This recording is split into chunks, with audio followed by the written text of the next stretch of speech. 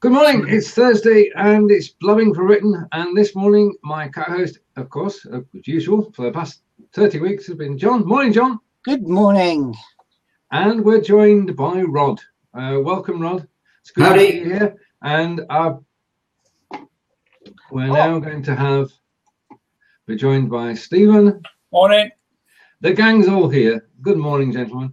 Right, okay. Now, normally we said that today's show we'd talk a bit more about the EU, which we will in a moment. Just before that, though, Blab news.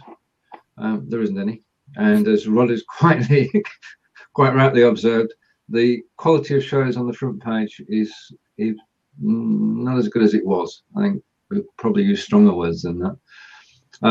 Jonathan Tripp has moved his show over to Huzzah, or Huzzah, as the Americans call it. And he's broadcasting from Huzzah to Blab via YouTube Live and to Facebook all at the same time. You must have one ninja PC. That's all I can say. He's using Wirecast from Huzzah, and then it goes to YouTube Live. From YouTube Live, it comes into here, and it's going to separate feed going to Facebook as well. I don't know. The problem with that is just a practical problem. The best place to get interaction is where we are now, because it's set up for that.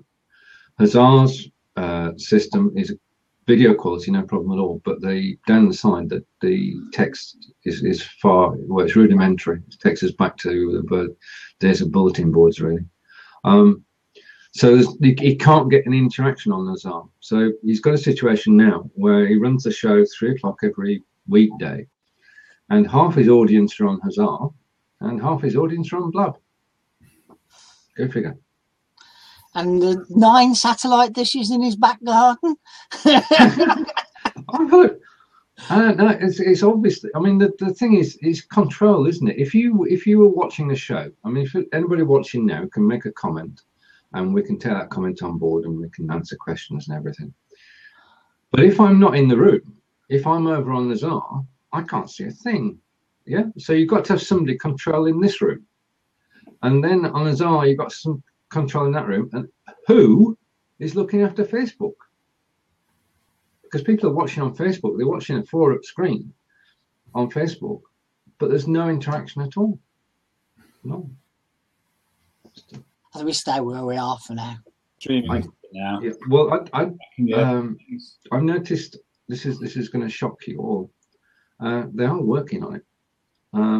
Profile pages were a bit of a mess in that we weren't being updated with the replays, and a couple of days ago the replays started showing up. So somebody is working on Blab. It might only be one coder, but that's one more than has been working on it for the past month or so. So they are working on things. I mean, we did the first ever rawchalk.tv last night with Dan, and it went brilliantly. And we were joined on air by Bob, and then Jackie Malpass joined us as well. So we had a good talk about raw chocolate. It was a good launch. And if you catch the replay, you can enter the competition to win a raw chocolate kit. But the beautiful thing, because it's a show, it's a totally different format. And if you're watching the show live, and you had to be there live, you win a raw chocolate T-shirt simply for turning up. So there you go. Always pays to watch the show. The only problem I had was I disappeared for a second, then came back. But apart from that, everything worked. Everything's worked on Blabbing for Britain for ages. So, as John said, we'll stay here. Morning, sir. Right. Any other news outside Blab? My little fiasco with the hospital last week. Yeah. I can hear an echo, but I'm sure I haven't got another browser open. No, I've got no more windows open. Something positive has come out of it. Oh, right, okay. We've had an offer for the NHS to pay for Dad to go to a private nursing home, fully funded. Wow, that's amazing. Yeah. Well, I mean, put you through the ringer, John. It is a very good offer. I think it's come because I saw Matron the next day who was horrified, etc. And my opening statement was, we've already forgiven the young lady and we've moved on. Yeah. And she went, what? I said, look, we all made a mistake. She's fasting because she's a Muslim. And I said, it'd be a boring world if we didn't make mistakes. And then she said, your sister-in-law caught me in the car park and really gave me a hard time. Because my sister-in-law is a senior sister on a ward 3 down from where Dad is. Anyway, this morning after we've finished this, my sister and I are going to have a look at the private nursing home that they've offered. And it looks stunning on the internet. Right. And the average cost is £1,100 a week at this. Wow. So maybe good things come out of little. So hang on, my taxes are paying for this now. Is that what you're saying? You. And haven't the NHS done some good stuff for you in the last few weeks as well? They're brilliant, but they kicked me out as soon as they could. Well, that's what they want Dad out, don't they? They want Dad to bed. That's the bottom line. Yeah. No. So the argument now is he's too ill to go home. Therefore, he needs a nursing home. And if he's too ill to go home, the NHS has to pay. Right. That's the criteria. Yeah. The council don't pay, the NHS pay. If the council pay, you get scum of the earth place. Yeah. Anyway, so just a positive that came out of a degree of upset. I did actually say to Matron, we'd all recovered after about 90 minutes and started laughing and joking about it. And I said, if you look at the balance of this, Dad has had 11 weeks of love and care from your people, and we've had 90 minutes of crisis. I said, it just doesn't balance, does it? What right have we got to really get overly upset? And I think if I hadn't taken that approach, we wouldn't have got this little bit of favouritism, shall we say.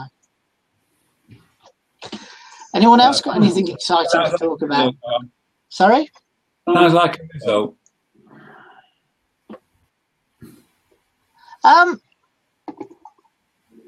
Before we hit the EU, yeah, sure. Some friends of mine have launched a product in fact, I think that apart from Stephen, who I don't think was you weren't involved in Academy, were you, Stephen Silk? No. Some people we know that I first knew from Academy, but then got to know more because they're actually fairly local to me. A lady called Regine Wilbur. Don't know if you remember her or not, Stephen. Regine rings a bell. She was Black Star. I wasn't Black Star, but I did meet her because she was in Sutton Coldfield. Her family, her husband and her father-in-law, have designed a credit card size stand for phones and tablets. They're looking for backing to get the tooling built to cut it. And it's basically a plastic and aluminium slice that's then tooled, and you can bend it up into there. To promote it, they're offering the opportunity to win one. So what I'd like to do is post the link in, and if any of you feel so inclined to have a look at it, of course, because my bloody thing's gone to sleep. Just bear with me a second, and in the next minute or two, I'll post it. Right. It's technology stuff, eh? No, blimey. There's a story from Stoke this week. Here it is. Here's the link. Right, okay. It's a shortened link, so. Will it stop your phone sliding into the toilet? Well, I don't know. You'd have to make your own judgment on that. But it looks really cool. I've done their Kickstarter campaign. They're not looking for people to invest thousands. The investment is £7 plus £2 to cover delivery. So it's a £9 investment. I know, obviously, you only invest if the Kickstarter campaign works out. How much are they asking for, John? Note it, they're giving you an opportunity. Sorry? How much are they after altogether? Altogether, I think it's £37,000.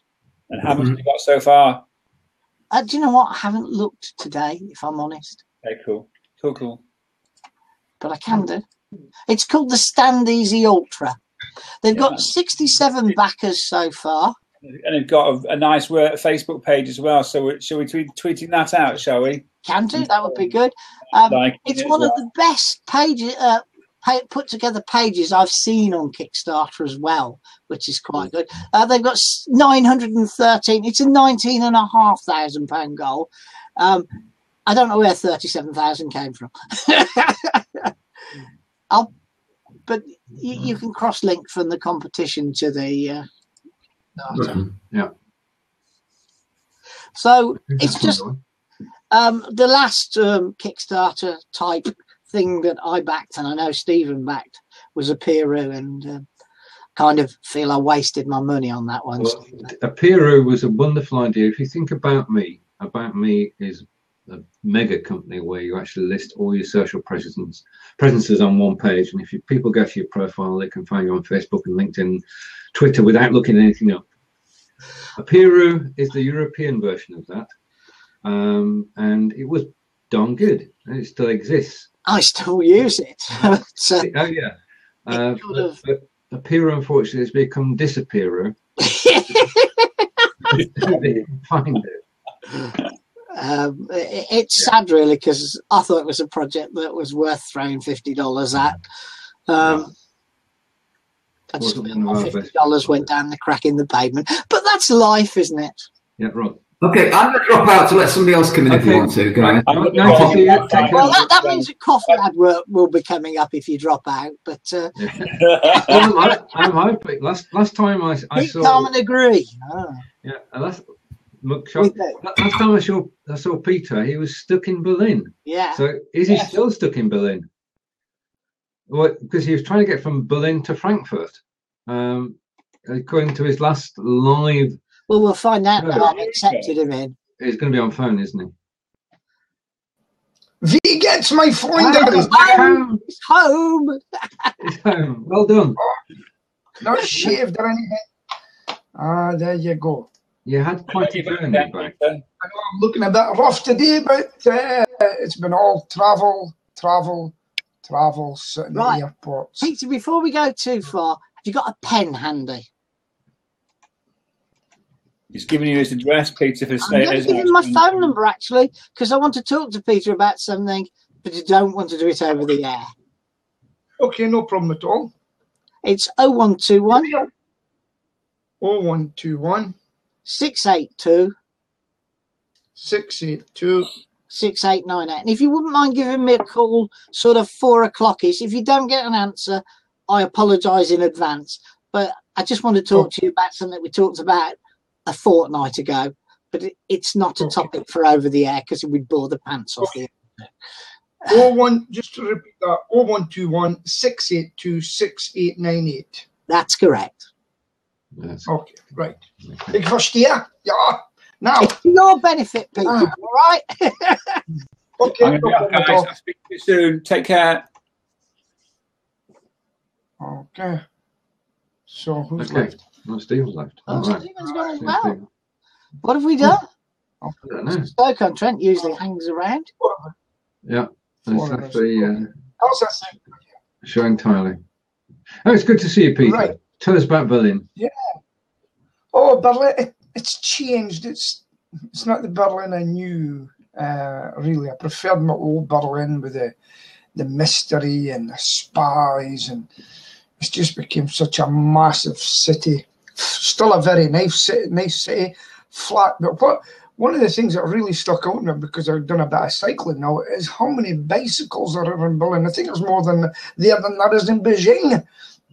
And really, and you know, and when I go out, I've got like the cycling trousers, this and that and that. The Germans, because it's flat, they don't really have to put in a lot of effort, and they're out in their normal clothes on their bike.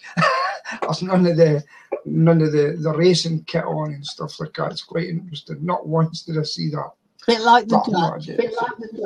Yeah, right. So, but I don't know where from. There is an echo somewhere. Yeah. So what did I learn from Berlin? I've learned that I'm going to have to speak a bit more German, because the amount of people that actually said "nicht sprechen English." I don't know if they could or they didn't want to. Yeah. Right. And it was quite. So that was quite interesting. Some of them just nicht English, you know.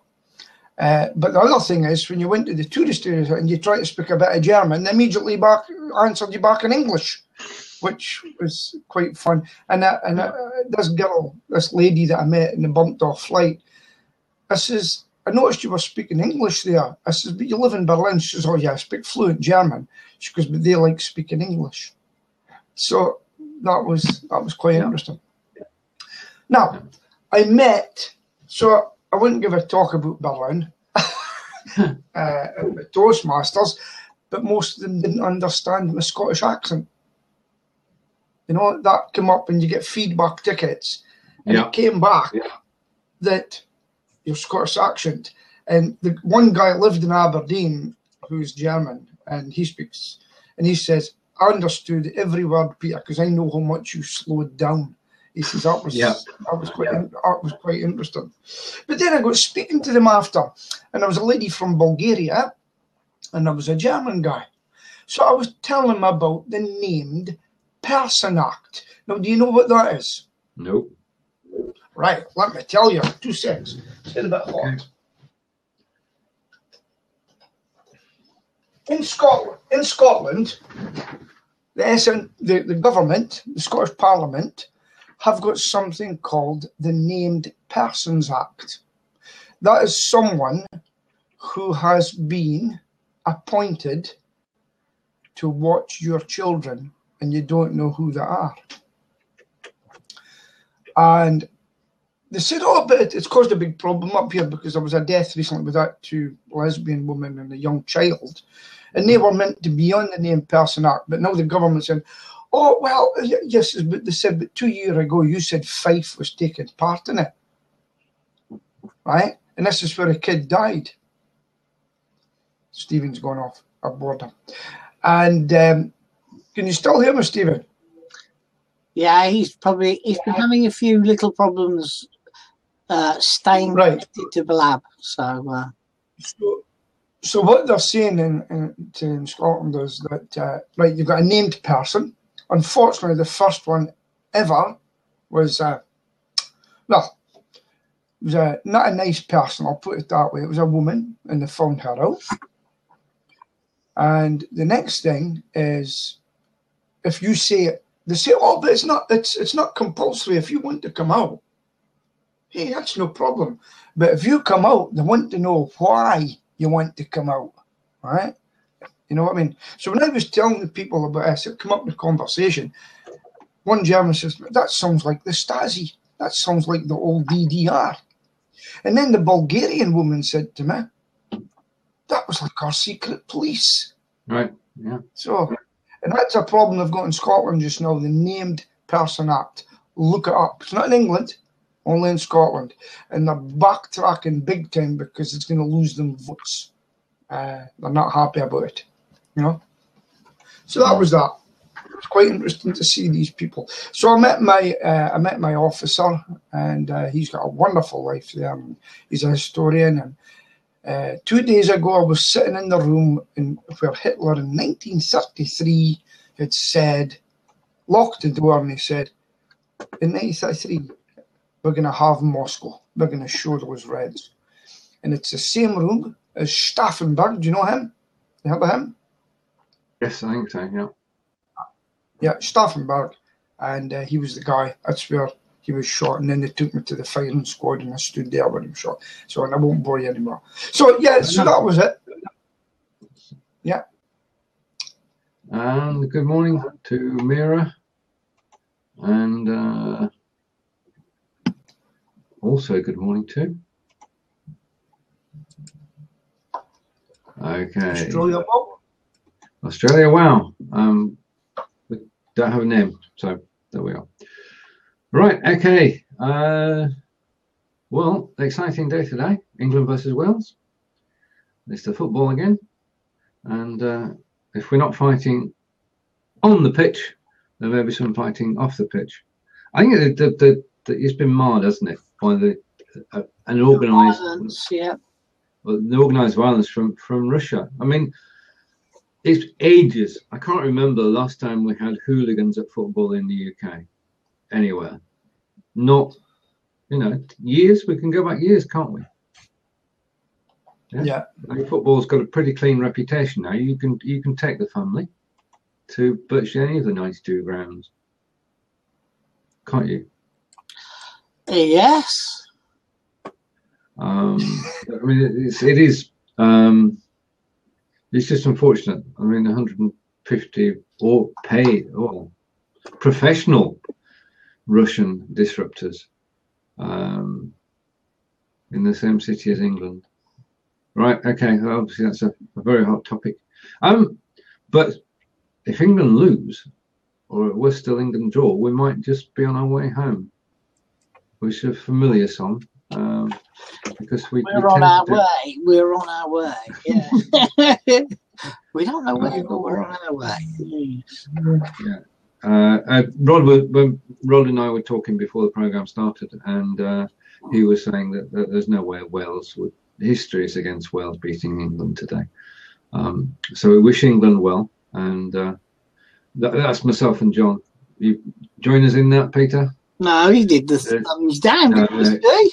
You know, these Scottish makes me jealous of the fact that we made it, even though they didn't. Oh, right. They even made their big insurance company even made a video about it. Oh, right. Okay.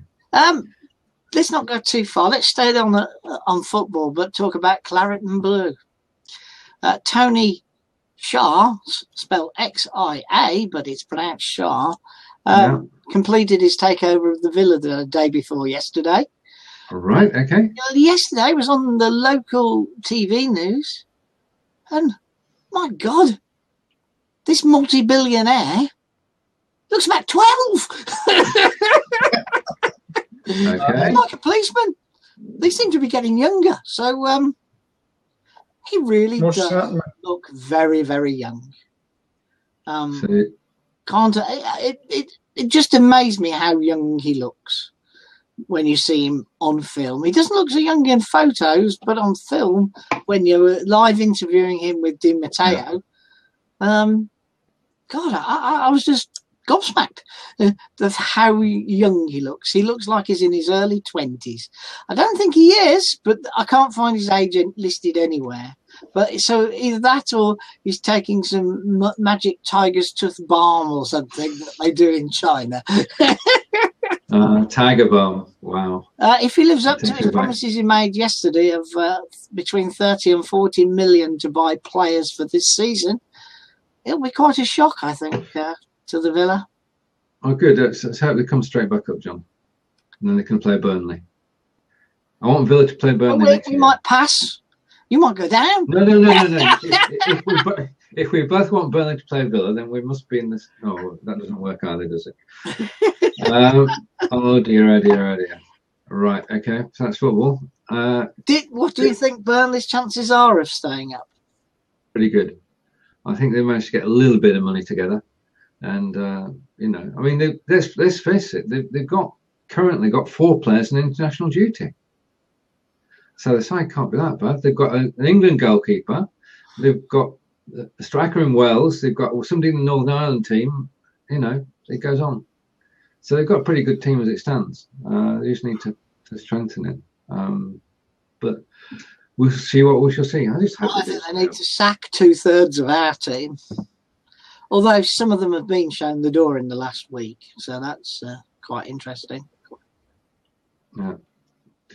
Indeed. Morning, Tony. Right, now, where should we go from here? I mean, are we European Unioned out? Have we had enough of the European Union? Peter? No, I've had enough of the European Union in-out discussion. I haven't had enough of the European Union because that implies I want out. And I'm not out. Sorry, I misphrased it. So, Niks voetbal, niks euro. Well, today was actually our Euro special. Right. I don't know who to believe. I just feel personally that local employers like Land JLR will suffer if we come out. Yeah. On a personal level, I'm not convinced it'll make a great deal of difference to my business. Silence from the other two. Yes, no, indeed.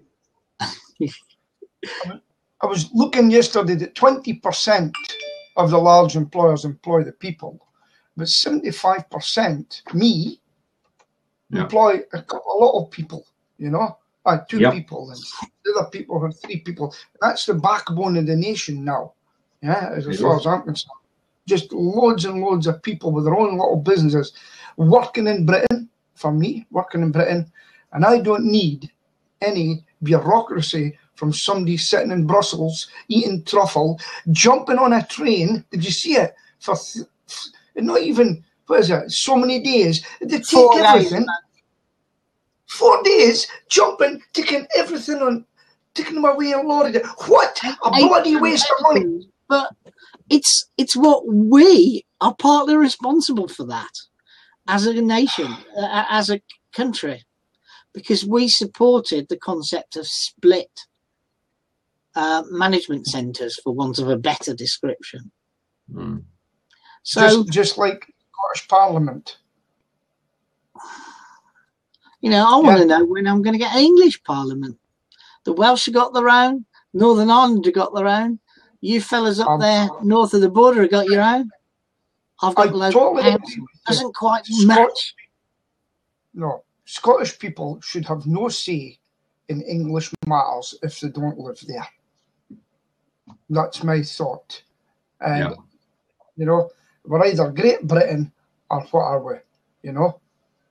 You can see I'm a unionist. I don't have a problem with having Scottish MPs, Northern Ireland MPs, but there should be a tier below that looks after England. Yeah. And then an overall tier, i.e. the Houses of Parliament, that looks after the United Kingdom. I don't know. I can. These days, we ain't. I mean, I totally agree with you, because I thought they had some sort of agreement if I vote on England, that the Scottish members of Parliament wouldn't vote. No, they would abstain. So it would be like a true English vote.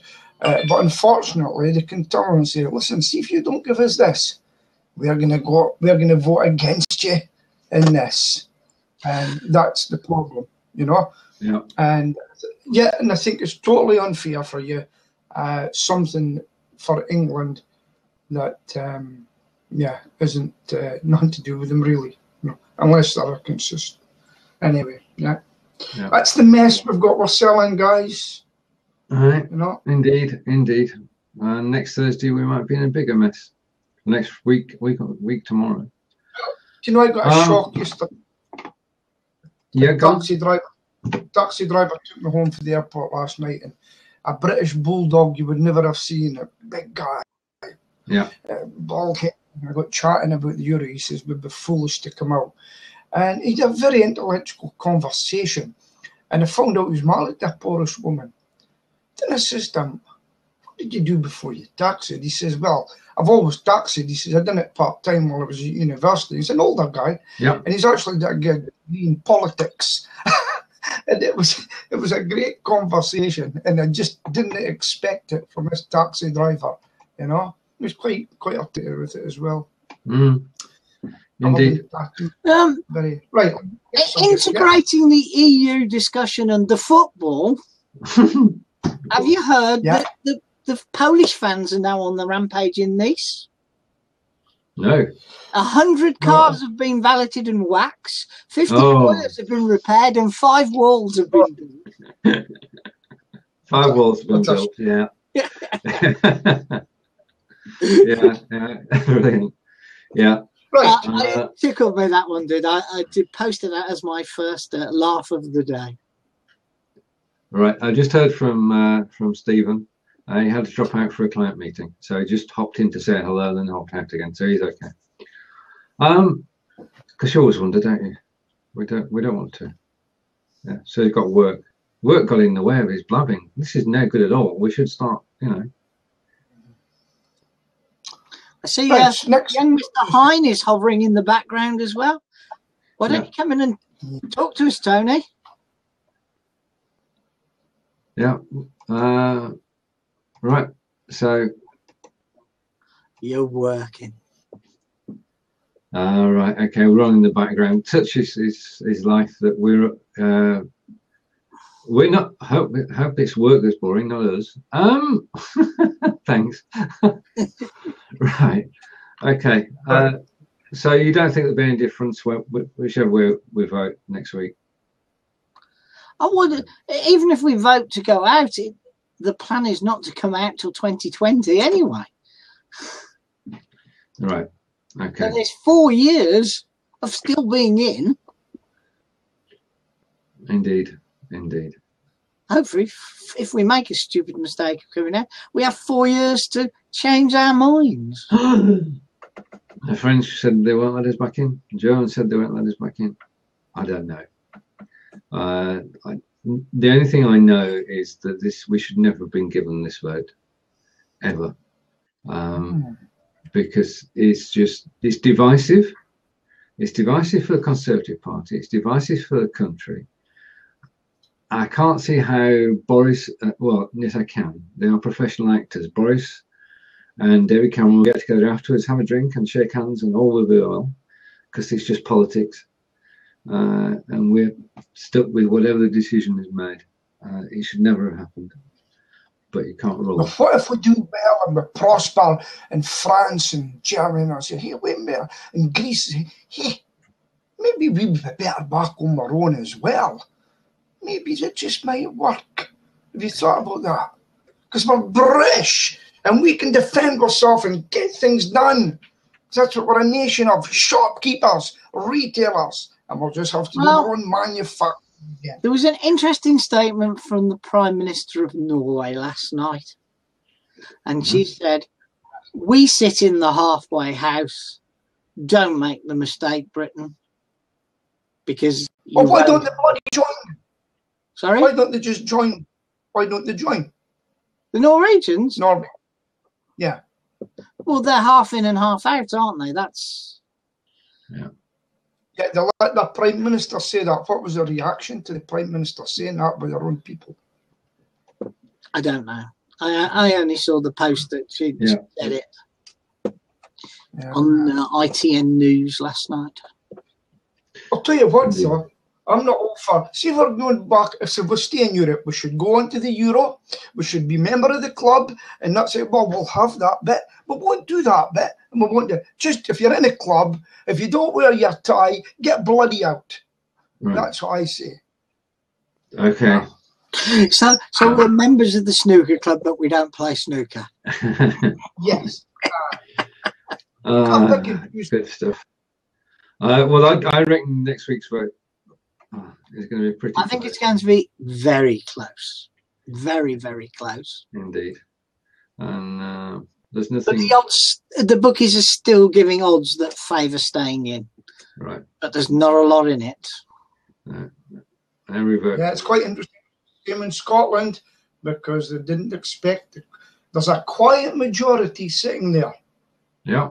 They're sitting there and they're saying nothing at the moment, and they're weighing up their options. What do you think of Mr. Geldoff's entry on the scene yesterday, where he tried to overcome the battle bus of the river?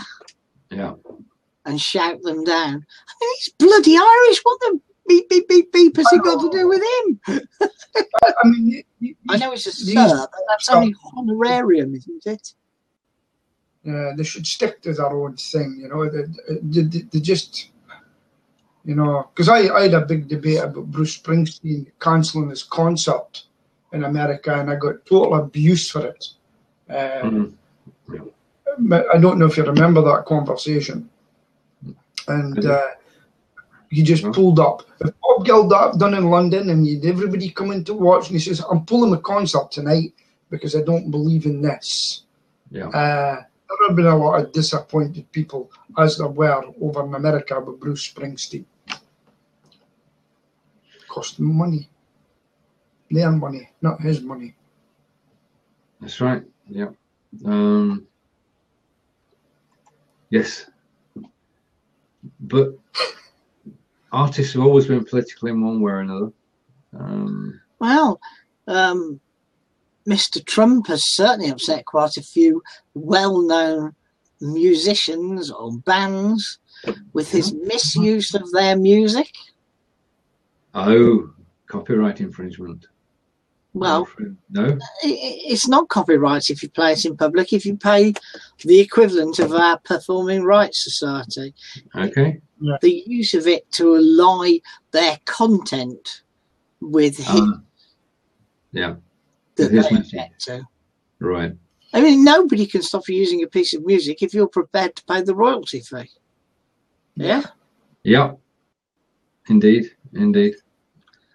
Make a lot of applying it to politics, then I guess the artist does have a right to say, stop.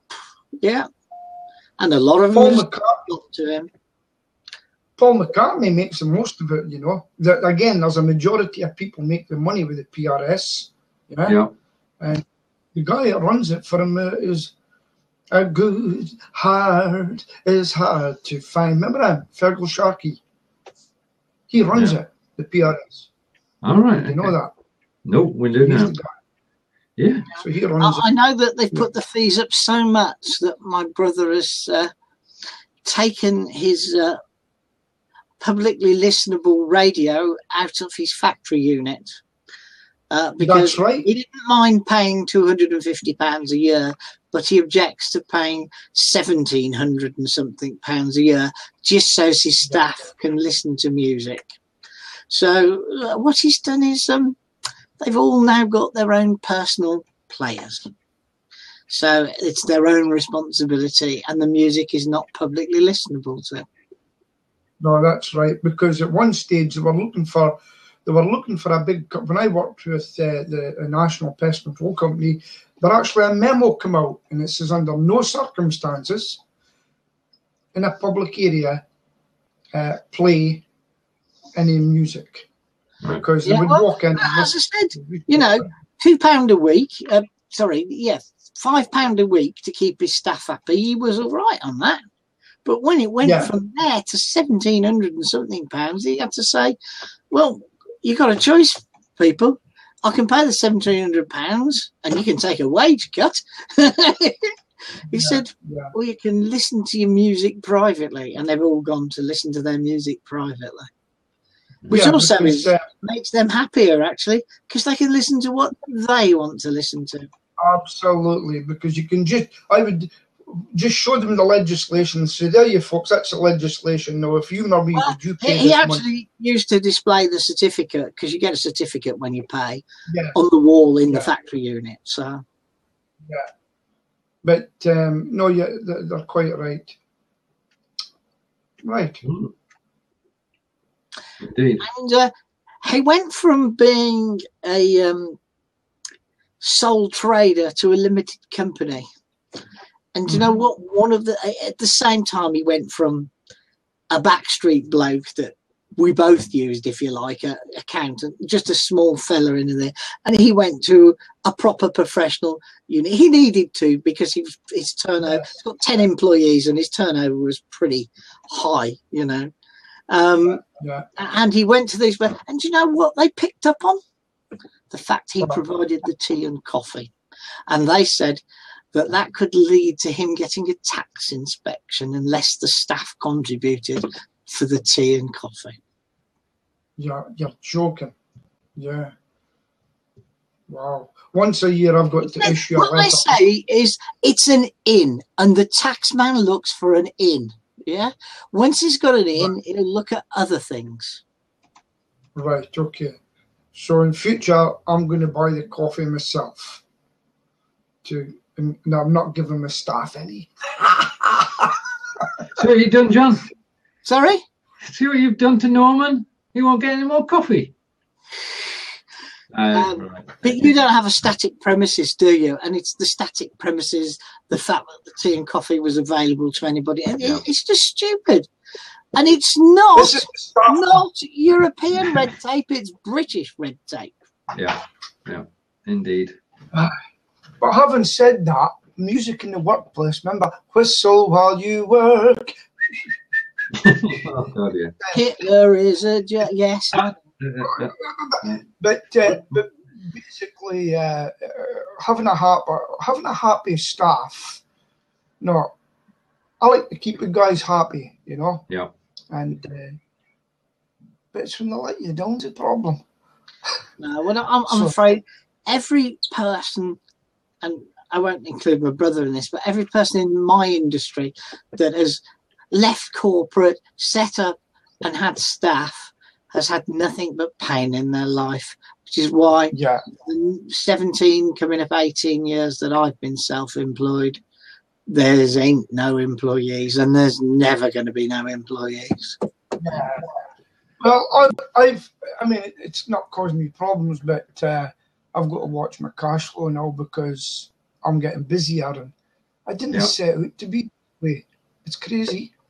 And so I'm getting some bigger jobs as well. Yeah. On that successful note, which is good to hear, I'm going to stop the recording, but not before I say good morning to Ken and Dan. But I'm going to switch the recording off now. If you want to say goodbye to everybody. Bye-bye. It's goodbye from me, and it's goodbye from him, and it's goodbye from there as well, from Peter. And we'll see you again next week for another episode of Blabbing for Britain. Thank you for watching today, and stay with us for the after show.